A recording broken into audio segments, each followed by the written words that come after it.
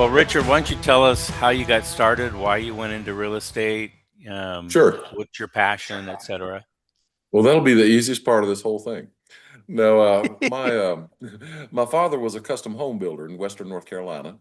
My mother ran an office in town, but also sold real estate on the side.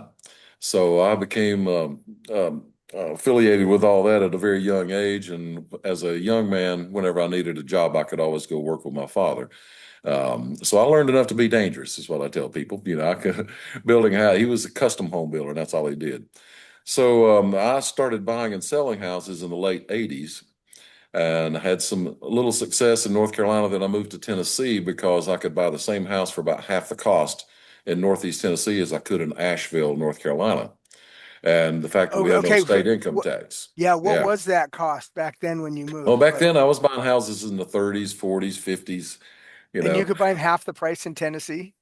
Yeah, well, they were 60s, 80s, and 90s in Asheville, and they were Oh, 30s, okay. 40s, 50s. Yeah, so the same house was maybe not half, but considerably more affordable in Tennessee. And Right. then the fact that we had no income tax and no personal property tax, which is a Hmm. big one if you have a few vehicles like I do. So we Hmm. don't have to pay any on that. In North Carolina, you pay on everything, your four-wheeler, your tractor, everything. So anyway, so I moved over here and started buying and selling. And then in 94, I became a realtor and increased my buying and selling. I had a little more access, so I kept doing that, and I was flipping at the time. Then in 1990, let's see, no, in 2006, I opened up my own company.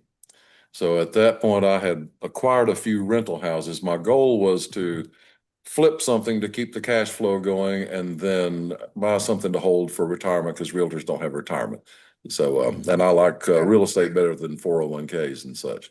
So, in 2006, I opened up my own company. I slowed down on the flips, but acquired some rentals along the way. And let's see, that's been 20 years ago. I got into the Airbnb business about 5, 6 years ago. I had 20 acres of land I bought to build a home on and ended up building a very, very nice tree house with full bath, full kitchen, and all that. And I rented on Airbnb. It was so successful, I built another larger one up the hill with a different driveway and so on. So, I the reason I like real estate investing is I learned a long time ago from someone, everyone has to live somewhere, no matter how bad times get, depression, it doesn't matter. They have to live somewhere. They're either going to buy or they're going to rent or they're going to live with family or friends. So I mean it's pretty simple. So since since realtors don't have benefits and things like that, I decided rental property would be my retirement. And that was also one reason why I opened up my own company was when I get tired of working, I'll still get some money coming in from my company. But it's been very good for me. My two tree houses do very well. My rental houses do well. I'm actually in the middle of a flip right now. I personally stopped managing rental property at the first of 2026. My company still does. We have about no, two, 300, I suppose. But I don't personally manage any except for the ones I own. So I'm focusing all on sales this year. And it also gave me time. One just popped up in our neighborhood right around the corner from my house that one of my agents was about to list, and it was such a good deal, I jumped on it. So I'm in the middle of flipping that one. But but anyway, that's why I like investments because it's the safest investment you can have, no matter what the economy does. Your real estate is there. It may dip, but it'll come back. And the reason I like this area is my whole career, Tennessee has been a pretty steady, slight appreciation. We had a little dip during those bad years, but nothing like the rest of the country. And during that time, when the sales had slowed down from the average consumer, the people with money still had money and they were buying rental houses. So my company actually grew during those years of '08, '09, '10, when California, Michigan, Florida, some of these areas were really having some trouble with foreclosures. I actually grew my company because I was focusing on investors buying rental property because people were renting, like the rental market was really going crazy then because of some of the predatory lending and some of the things that were going on there where it was getting harder for people to buy. But anyway, that's about it for me. Like I say, and I predominantly have been working with investors as clients for the past, oh, probably 10 years. I mean, I occasionally have someone who just wants to buy a home to live in, and I'll do that, of course. But most of my personal sales are investment property. I just enjoy it. Yeah, I enjoy it a lot. So Uh, that's uh, about it. yeah, what's the market like now? I mean, you've been doing this a long time with regard to investments. I'm sure it's not the same as it was back in 2009 and 10, especially with regard to No. cash flow and things like that. But Yes, that's true. It's not, prices have gone up. Of course, everything has gone up. There's still cash flow, but it's harder. Back years ago, there was that 10 to 1. You know, if you bought a house for 100,000, you could rent it for 1,000, then you're just flying. That doesn't work anymore. yeah, Pretty rarely. You know, it's that ratio is just not there just because the prices have gone up. But rents have also gone up considerably. You know, a house that I started out renting for 800 now is at 1,600. You know, so the I don't know that the rent rates have gone up as equal to the prices, but it still is a good investment. And we have some good advantages here, tax advantages, and I have some houses that are just outside the city limits, so I don't have city taxes, I only have county taxes, but I still have city amenities, as in public water, public sewer, you know, that kind of thing. right. So to that point, you have both city and county taxes, but if you're in the county and not in the city, you only have county taxes and not city taxes. That That's correct. Now, you usually won't have trash pickup, that kind of thing, which is included in your water bill in all the municipalities. But that's an easy trade-off to me for no city taxes. I take my trash and put it in the back of the truck and take it to the dump every Saturday or every other Saturday. right. So it's a sweet spot if you can find that house that's just on the outskirts. That's it's but what I look at mainly is cash flow, and I want appreciation, but I like cash flow because that's now.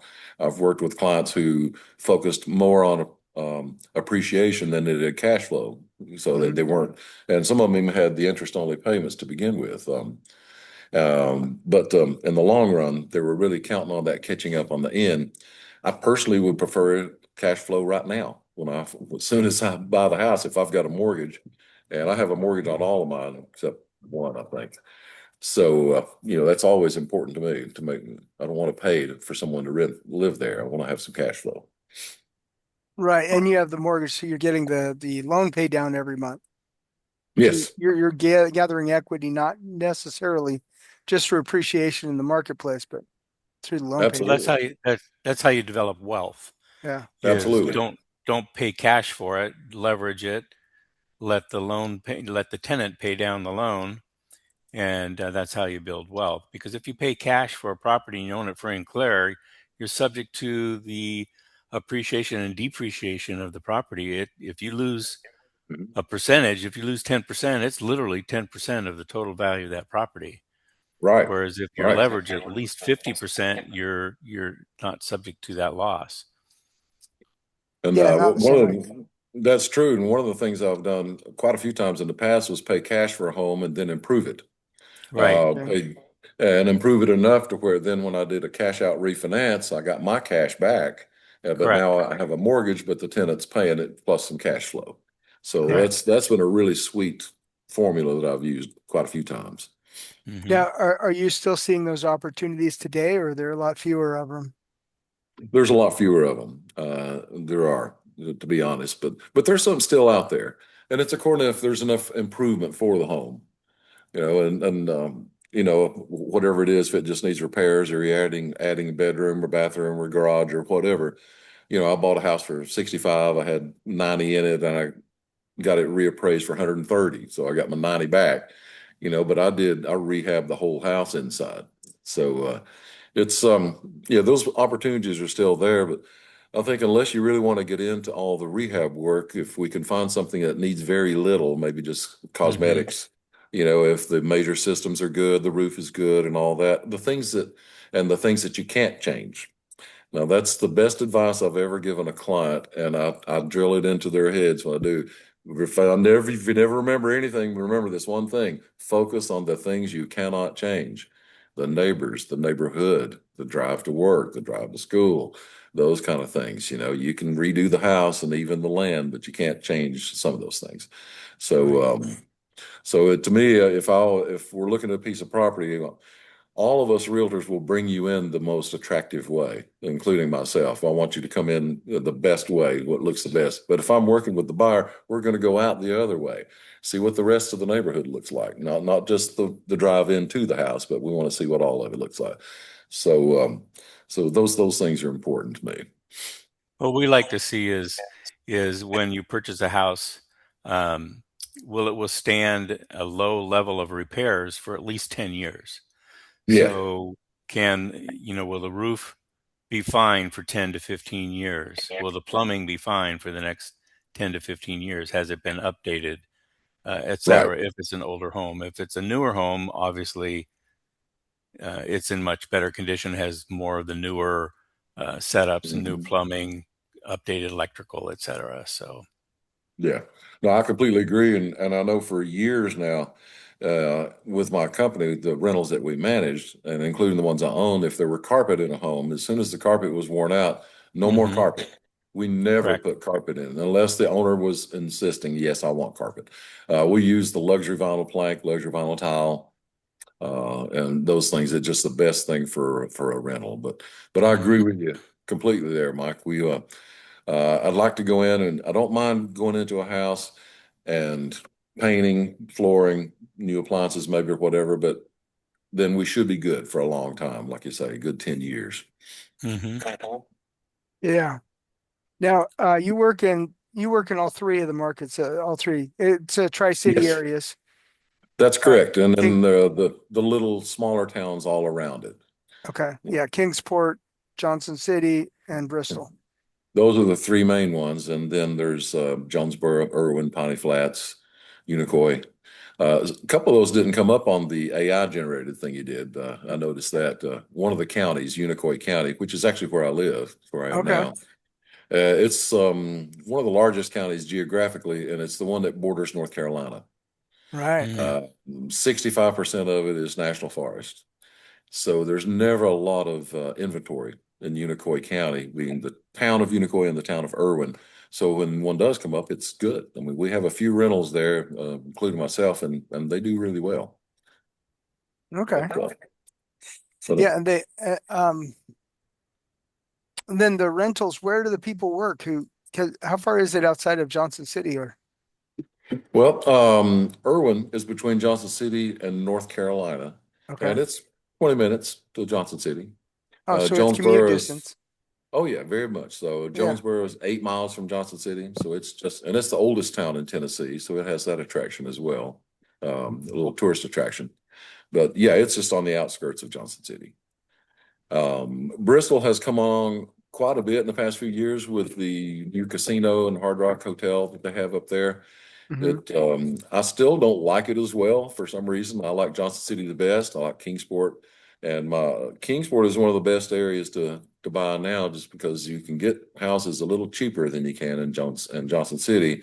The rent's not quite as much, but it's still enough to where um, we've been selling a lot of. We got a lot of owners that buy in Kingsport now. We've probably got 50 to 75 units up there at Right. least. But your feeling is that Bristol's not as advantageous for the long-term owner holder. Um, it probably is, but the prices have gone up quite a bit. Oh, No, okay. no. So I would just have to look at each one on a case by case basis.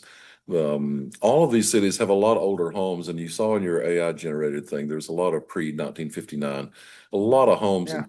and to be honest, I don't mind some of those. It's according to I mean, I love the brick ranchers and all that. They rent pretty easy. The biggest problem I've found with those houses in the 60s and older is the closets are small, really small. Hmm. The floor plans are cut up somewhat, but that's not as bad. But when it comes to the little bitty closets, that turns off the female buyer or a renter. Especially, I That know my that wife's closet is 3 times as big as mine. Probably we're all the same way. Our wife's yeah, closet's Yeah, most of us, yes. Yes, we are. Yeah. Now, But I don't mind these older homes because there's some of them are built better than the new homes. They really are. really? Oh yeah, yeah. I mean, Now, some now, of them when are you really say good though. older homes, do you mean 1950s or do you mean like Um, 1920s?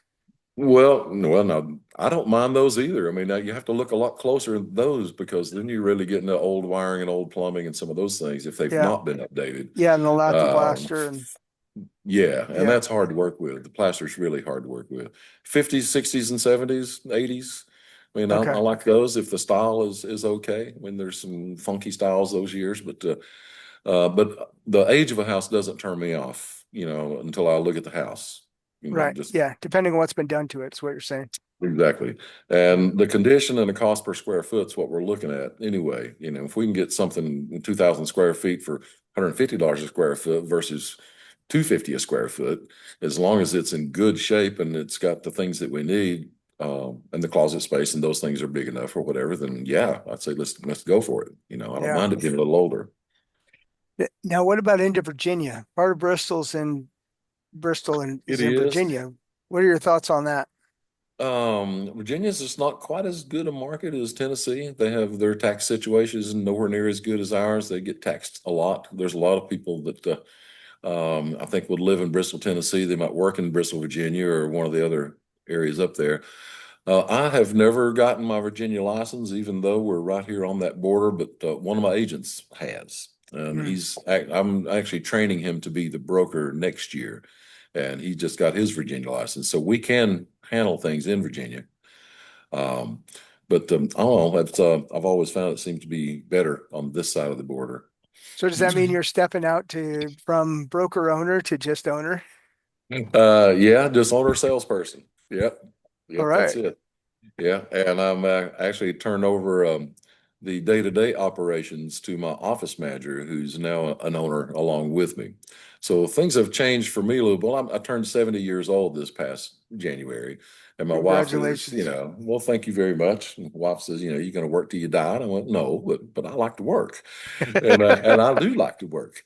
So I've just changed as of this year. I don't go in the office every day. I go in 2 or 3 times a week to do things that I need to do, but I predominantly work from home and I'm just focusing on sales. And then whatever rentals we have, I just give to one of the agents there. We've got Lisa, Austin, Ron, Ivan. We've got 4 property managers there now, besides me. So Right. Do the Hmm. property managers handle things geographically, or do they just have a kind of a portfolio of properties that are theirs?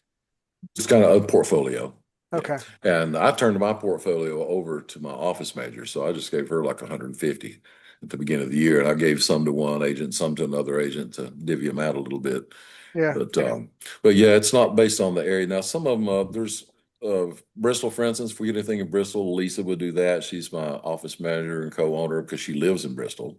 Hmm. Hmm. So, there's some of those situations, we try to make it a little more convenient for them, but basically whatever we can get, we get, and whoever gets it. And if it's something like I get, I'll find the best person to assign it to that's going to do a good job. That makes sense. Now, Yeah, which of the three cities is the largest? Isn't Johnson City the largest it is not by a population huge wise? margin. Yeah, population, not by a huge margin. I think according to the report you sent me, it's up to about 71, I think. I Yeah. thought it was still in the 60s, but the others are in the 60s and 50s.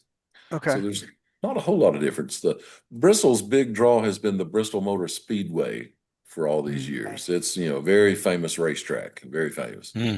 Okay. NASCAR. Now, is that in Virginia or is it in Tennessee? That's in Tennessee. Okay. And it's between Johnson City and Bristol. It's before you get to the actual city of Bristol. It's in between there. We're close to an area called Piney Flats, which is a Okay. very good area too. There's some of these little towns that they won't come up much in the studies because the market is small, but if you can find a rental in that area, for instance, it'd be a great rental just because there's hardly any of them there. Just like where I Right. live in Unicoi, there's hardly any rentals. When we get one, it goes quickly for a good price. But I think we should focus our efforts mostly on Johnson City, Kingsport, and Elizabethton, and then just keep an eye out for other things that pop up. If something pops up, I will let you know. Okay. But N- Now, a population, why do you see, or kind of what are your impressions of why people are moving to that area? Well, there's a few things. The weather, the geographical location, because of the kind of the central in the country between New York and Miami, for instance. Hmm. We have a lot of halfbacks. I don't know if you've heard that term before. No, I haven't. Well, I had never heard that term till I got a postcard one day to sign up for halfbacks.com. Well, you've heard of the snowbirds where they live in Yeah. Hmm. New York, then they go down to Florida where it's nice and warm and all that. Well, they don't like the heat in the summer and the taxes and the insurance costs are incredible in Florida. So they move halfway back to the mountains of Tennessee and North Carolina and they call them halfbacks. Yeah. And so Western North Carolina is very popular along with East Tennessee because of these factors. But Tennessee, I think, is becoming a little more popular because of the tax situation and the Yeah. prices. Asheville, I moved from Asheville to Tennessee. I grew up Hmm. in a small town outside of Asheville, but the prices were just so high, and now they're even higher. They're just crazy high. So that attracts people. There's a lot of places to work. Our work situation is good between the school systems and the Eastman Chemical Company and the hospital systems. Those are our three big drivers. This is a very big medical area. They call it the medical corridor here in Johnson City. So if you're anything in the medical field, you can get a job in Johnson City. I mean, they're Now, just, Wow. Now, does that mean there's more sick people there, or are they doing well, that's a good research, or question. I what don't are know. they? It's a good question. I don't know. I guess because, the cities are not that big, but the metro area, now you're looking at 500,000 people in Northeast Tennessee. So the Hmm. people drive into the smaller towns may have an urgent care or this and that, but the three main cities have the hospitals for the region. And Got there it. are the biggest employers. And then Eastman Chemical Company is still one of the biggest employers there is in this area. That used to be Eastman Kodak, and now it's just Eastman. Okay. But it definitely drives Kingsport. It's the thing in Kingsport. Yeah. now I got a question for you. Go ahead. Yeah, I was just in California and I was talking to a lot of people and I said, I'm in Tennessee, I'm there a lot. The biggest question that always comes up is the humidity based on the weather. They say, is it humid there? Well, it depends. Depends on where you are. So up in your area, you're in the foothills there. Is it really humid during the summer? And do you have a lot of snow in the winter? Now, most of Tennessee, you have the four seasons, but the purpose why I'm in central Tennessee is because the snow doesn't stick. It snows, but it's gone in 24 to 48 hours, yeah, which is wonderful for me. yeah. And I have some rules that I like to abide by for myself for investing and or living. I don't want to own property or live in an area where they have snow removing equipment. So if they have snow blowers and everything, it's just telling you that the snow stays on the street for a month or Yeah, two. Not too excited about that. But what I'm seeing in Tennessee, short of at the top of the Rockies where it snows in the ski resorts, um, the snow doesn't stay super long, but it's actually beautiful when it does snow. that's true. So tell me, maybe enlighten us about what the weather is like in your area and how that, Sure. and then they say, well, about all the bugs and the mosquitoes and everything. Well, that's why you have screens Yeah, and yeah. screens in your. That's right. There's something for that. No, we have a wonderful climate here. Now, I will correct you on one thing. We are in the mountains. Now, I am Right. in the mountains. Yeah, I'm not in the foothills. Um, Johnson City, Kingsport, and Bristol are basically in the mountains. And then when you go west towards Knoxville, now you're getting down in the foothills. And actually, Greenville is in Hmm. foothills too. But it's very mountainous here. I don't think the humidity is bad at all. I really don't. And it doesn't get too bad and it's not too hot in the summer. And the wintertime, we will get more than you. We definitely get more snow, but it doesn't last long at all. If it's an inch or so, it's gone the next day. If it's, 5, 6, 7, 8 inches maybe, which is not very often, it may be here 3 or 4 days. But Hmm. we I haven't seen snow blowing equipment, but we do have the salt trucks that as soon as Sure. they forecast the snow, they're out there. And so the roads are cleared off quickly. So Hmm. it's not really a problem. The weather's not really a problem. It's a very nice climate, and that's another reason I think people live here, move here, because the climate is so mild. It's not too cold in the winter, not too hot in the summer. Spring and fall are just glorious. And then we have 4 definite seasons. Our Okay. fall is just incredible up here. So what Hmm. is the average temperature in the summer? I mean, does it get to 100? Does it get to 90? Does it, It'll get to what's 100 once in a while. It'll get to very rare? 90 Okay. fairly often. It'll be in the 80s most often. Okay. Yeah, 80s is in the 80s is probably the most common, most often, I would say. Oh, that would be Okay. nice. Hmm. Yeah, yeah, it is. It's quite nice. Now with regard to government friction, like Hmm. what Yeah, what that's good. structural involvement do property managers have to deal with there in northeastern Tennessee? And is there Well, it's permit requirements and is there, you know, different types of things that you have to prepare for? Yeah, like evictions. You have a problem with a tenant, how easy is it to get them out? yeah. Um, With rent evictions control, are things like pretty that. easy. Yeah, evictions are Okay. pretty easy. Now, I was reading on your AI generated thing. I had something I didn't know if it's happened recently that the 14-day got reduced to 7. Hmm. But normally, what I've experienced over the years was we have to give them a 14-day letter where they've got 14 days to pay their balance or move. And Okay. then if that doesn't happen, then we Now call wait, the that's 14 days to pay or move, right? Pay or quit. yeah. Yeah, pay or Not dispute it in court and Right. Or we're going to start the eviction. And so if they haven't okay. paid in those 15 days, then we call the attorney, we get them served. It'll maybe takes a few days to get them served.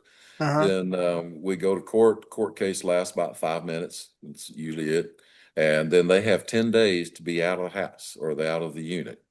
If Okay. they're not out in 10 days, we can go back to court just for a quick appearance and get a writ of possession, which we then post on their door, and they've got 48 hours to remove their stuff and be gone, or we remove it for them. We put it on the street. We put them out. So Right. we bring I would show up there with a deputy or a sheriff, somebody in law enforcement, and a moving crew, and we changed the lock and a locksmith. We changed the locks. We move everything out into the parking lot. And it's like, Mr. Tenant, here, this is it. You can take what you can get because we're putting it in the parking lot. And if Right. it's not there after 48 hours, you got 48 hours to get it too, or we're going to get rid of it. Really? So Okay. eviction's pretty easy. It's really pretty easy. So, And as far as other government so it's things we really do, property owners' rights. yeah, It's your person, your property as the owner, and the tenant yeah, is yeah, leasing and from you. that's right. And it's Yeah. about a 30-day process from beginning to end, Okay. that's roughly. what I was going to say, between 30 and 45 day, depending if they contest it, right? Yeah. Yeah, and like I say, if they contest it, I've been to court many times, and it's about five. I had one Uncontestable. last 10 or 15 minutes, and that was it. Usually, the judge says, "You owe this much money," and I say, "Yes." I said, "That's it. All right, you have 10 days to be out." So Hmm. it's really good in that respect that we can get them out that easily. And I have, many occasions I've given them the easy way, hard way speech, because the one thing I do know that when we get a judgment, there's a super high chance we will never get any money. We'll get them out Yeah. of the house, but it's really rare that we can get them to pay their judgment. And we can do a wage garnishment, which takes Hmm. 30 days to set up, and then they take 25% of their paycheck and send it to us. But, if this person works at Hardee's, they're just going to quit and go work at McDonald's, and we lost them. I mean, Yeah. Hmm. a lot of these people that we have to evict don't really have good jobs, and the wage garnishment will work sometimes, but most of the time it won't. Right. I've had it work sometimes where they had a decent job. And also that their employer has to do it too. So the attorney sends it to their employer has 30 days to get it set up. And I know that there's been employers that were buddies with that employee, Hmm. and it never did happen. So the main thing we focus on is just getting them out of the house and or whatever that the unit is, without the damage, because we get damages plus the back rent. Hmm. Okay. minus the deposit. Is what our way our judgments work. Right. And really, if you have a good tenant that's paying and taking care of the property, you never want to evict them. No, no. You want to evict them if they're selling drugs or Yeah, yeah, or if they're just getting j- behind on the rent or they're not taking care of it. yeah, Now sometimes they'll pay their rent, but they're just not taking care of the property, and it's hard to evict them for unless they're really damaging the property. But what we'll do at that point is just we won't renew their lease. When their lease yeah, comes up, that's it. We just don't renew it. Hmm. yeah. So we've had that happen quite a few times. Now that we are required to get permits in the cities, all the cities Mhm. out in the county. Not really, but in the cities we do. A permit Um, to to no, rent no, the property. permit to for repairs. No, Oh, not to rent. repairs. Okay. Yeah, just for repairs or construction or repairs. And Johnson City is pretty strict. All the cities have pretty strict code enforcement. If a tenant calls and says, calls code enforcement because something's wrong and we haven't fixed it quickly enough, and usually it's because they haven't paid their rent and they're trying to come up with something. But anyway, yeah. In that case, the code enforcement will come in and say, okay, you got to do this, this, and this. But we've always had a very good relationship with the city because whatever they tell us to do, we get it done in a timely manner. So, I mean, I know some of these inspectors and code enforcement people have their name in my phone and they call me, you got to do this, Richard. And yeah, we got it. We'll get it done. Yeah, Section yeah, 8, same thing. I've got good rapport with Section 8. We have some Section 8. Section 8's not like it used to be. You don't have to take anybody you don't want. You don't have to take the next Hmm. person on the list. You interview them just like anything else. But we So done you don't have to take the next person on the list in section 8. Can you no. kind of pick through and choose or Yeah, basically, it used to be that was the way it worked, and so landlords didn't want to do Section 8 because he might get stuck with a drug dealer, or you might get a nice little old lady, but you didn't know. Nowadays, people just call and say, "Do y'all accept Section 8?" And we'll say, "Yeah, sure, we do. You can come fill out an application." And now we just treat them like any other tenant, and we've got some really good Section 8 tenants. They're good tenants. They just can't afford. They're drawing $900 Social Security. How you gonna live on that? yeah, But they have to fill out an application like anything else, and we do a lease like anything else. The only thing is that we're getting our money from Section 8, right, and the inspectors are a little they're not real picky, but they're picky on some things like smoke detectors and handrails and things like yeah, that, peeling paint. So they'll come through and I can't tell you how many times I've met Steve, the senior inspector over there, and he's given me a list. And he says, "Well, when you get them, just shoot me a picture when you get them done." And so we get them done. I'll take the picture, shoot it to him. He doesn't even have to come back out just because we have a good relationship. yeah, But that's good. but worst case, if you don't have or if there's a new inspector, you get these things done, and they come back out and see that you've got them done. You're good. They approve the tenant. Now you got your money.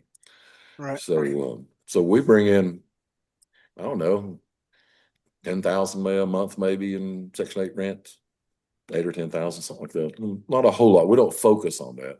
And we don't focus on students. I don't pursue students at all. Right. Uh, Tell me more. the Like, real why because not students? Are you they like to Yeah, party and have a big like to time. party. Yeah. Yeah. And now I like renting to girls, but I like the girls that are not as pretty much better because if they're really pretty, there's guys there all the time. But med students are great tenants. Pharmacy students, great tenants. They don't have time to party. All they do is study. But as a general rule, we can't refuse them, but we don't go and try to find students. Right. You know, What about traveling nurses for the medical? oh, that's Um, great. do you have any properties that's set up for that? No, we don't. I've thought about doing that on one of mine, and I've had a occasion where somebody did. We don't have any that I know of right now that are set up for that. I've got one condo for sale that does that, but most of all the owners we have want full-time tenants Mm-hmm. because usually the travel nurses are usually there for 90 days, roughly. Hmm. Yeah. And then, if you can get one to come in right after that one left, that's great, but you do have the chance of having vacancy for a month or so while you're trying to find another one. Yeah. So, Well, but they're great usually it would tenants. be, yeah, usually you'd have like two or three traveling nurses in the same location. So if one leaves, you're just down Hmm. one out of three or four. Yeah. Well, And those are usually need to be furnished as well. Correct. And Correct. we yeah, don't have any that are furnished. Now there's a couple of places locally that are really geared towards corporate rentals. Then they have, clubhouse and a pool and all that. Let's see, one's called the Haven, one's called the Preserve. So there's a few places like that around that attract a lot of those people. But no, we've had some furnished places in the past. Actually, before the furnished finder was here, just years ago, tried some furnished apartments or houses, and people just don't take good care of the furniture when it's not theirs. Mm-hmm. yeah, And that's the biggest thing. I know personally, I would not want to do that. I mean, I love my Airbnb. Now, my Airbnbs they do really well. They're nicely furnished, but that's different. My clientele's different. They're there for 2 days to 2 weeks, and for an anniversary or birthday or wedding of a honeymoon or something. So it's not the same animal. yeah. Um, so I don't know why. It's not a bad thing at all. It's a good thing. The disadvantage to me is you've got to furnish the property, and you do have the possibility of downtime. Whereas, just get a property, a vacant house looking good, and let them bring their own furniture, and there you go. Mm-hmm. Yeah. Mm-hmm. Now, w because it's in the mountains, what direction is it growing? Like, where's new construction happening? All around, and So is it the infill really just around the cities, or is it infill in the yeah, cities? not much Or in the cities because there's not many lots left to build on in the cities. Not okay, many vacant, and the cities are harder. Now, Johnson City is tough. The builders don't like to build in Johnson City because the code enforcement guys are strict. Oh. The inspectors are strict. Now, I'll tell you what, I have built these two tree houses I built. I built the home that I'm sitting in right now 26 years ago. It's a big log home, no building permit in Unicoi County. mm-hmm, All I had was a state electrical permit. I just finished my second tree house. Now, this is a 960 square foot tree house, so we're talking something pretty big. Um, just a state inspection for electrical is all I had. I didn't have a building inspection. No building permit required, but that's Unicoi County, right, which and that's changing as we speak, I think. But as far as renting, no, we have to get permits to do construction. If we do stuff inside, we don't call and get a permit. If we're going to, redo a bathroom or redo something, even if it's in the city, we don't get permits unless we really need to. If it's something outside, we will because the inspectors ride around looking for construction, looking for mm-hmm, stuff. So but overall, as far as the government goes, whether it's permits or evictions or all that, it's pretty easy. It's easy to do business here, and it's overall a pretty friendly climate, I'd say. right. And so then, are people subdividing lots and adding new properties, or are they just building more houses on Um, lots? Doing a like lot where? of it's How is the just growth happening? it's your developers going out and buying a tract and putting so many homes on it, this and that. We've got some big Okay, builders like Orth Homes and D.R. Horton. We've got some big ones, but we have a lot of smaller builders who may just find a little strip of an acre and put a couple of houses on it or whatever. Um, there's a lot of apartments being built and Mm-hmm. some condos, a lot of condo okay, construction. But most of the new home construction is on the outskirts simply because that's where the available land is. yeah, And it's one of the best things I like, and I've told people I don't know how many times, one of the best things I like about Johnson City, for instance, is no matter where you are in the city, you can get in your car and take off north, south, east, or west. 10 to 15 minutes, you're in a beautiful countryside. It's just so easy. Where I live now, I'm Unicoi County, but my office is right in the middle of Johnson City, and I can be there. Well, my phone tells me 18 minutes. For Mm-hmm. some oh, reason, that's it tells great. me 18 minutes. I get up in the morning, 18 minutes to Princeton Road. Okay. So, you can get anywhere in 20 minutes around here. So it's makes it very convenient. That's great. How far is it between like Bristol and Johnson City and 30 Kingsport? minutes. 30 30 minutes? minutes. With Each 30 one of minutes them to about 30 Kingsport? minutes. Okay. Yep. They're each about 30 minutes apart. And Right. we're in that little corner right up between Virginia and North Carolina. When you're talking Northeast Tennessee and you look at the state, we're all the way up in the top in that little corner. So from yeah, from my office in town, I can be in Virginia in 30 minutes, or I can be in North Carolina in 45 minutes, roughly. So we're right up there in that little corner. Right. But it's pretty. It's the prettiest part of the state. I really think so. I've been all over the state. Hmm. Cool. I always tell people I like to visit other places. I've got a condo at the beach I share with some other people, and we love to go down there. I love traveling and visiting other places, but I will always live in these mountains right here.